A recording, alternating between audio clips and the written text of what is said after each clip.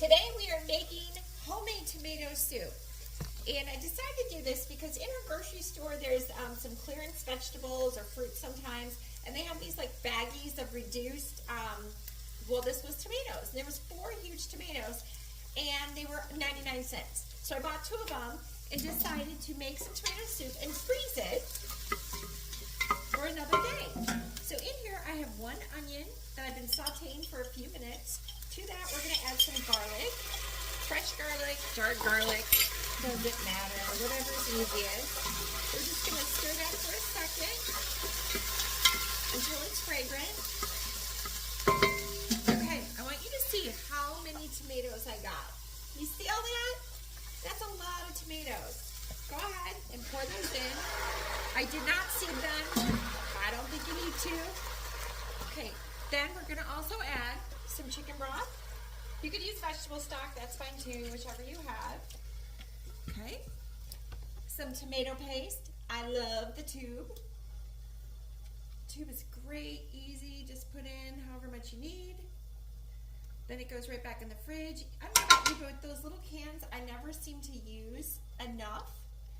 And then it's kind of a pain to freeze, or you end up tossing it. Okay, here we have a little bit of sugar.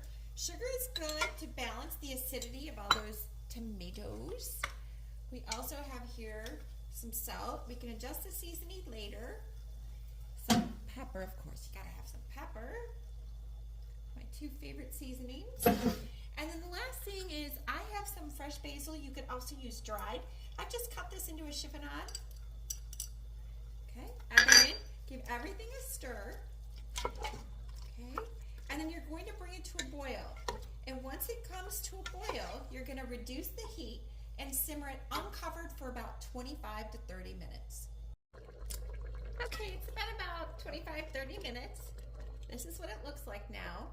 If you have an immersion blender, you can go ahead and put the immersion blender in here. I'm actually going to use a regular blender. I'm going to put this in, it's probably going to take me 2 batches. I want to get a really good puree on this. So I'm going to put it in the blender, and then once it's all blended, I'm going to return it to the pot, and we're going to do 1 or 2 other things.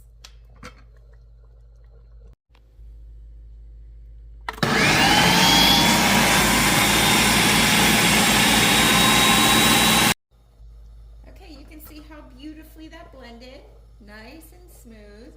I've turned the heat back on for just a minute, and we're going to add, you can do about a 1/2 cup of cream or 50/50. You don't have to do this if you don't like, but I just think it gives it a really nice richness.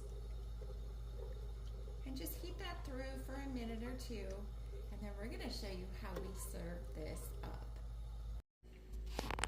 Okay, so you can say I already added a little bit of Parmesan, but I'm going to add a little bit more. This is completely optional.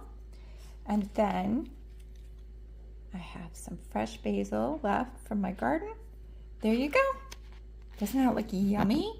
Can't wait to dive in. And then we're going to save the rest for my daughter when she comes home for Thanksgiving.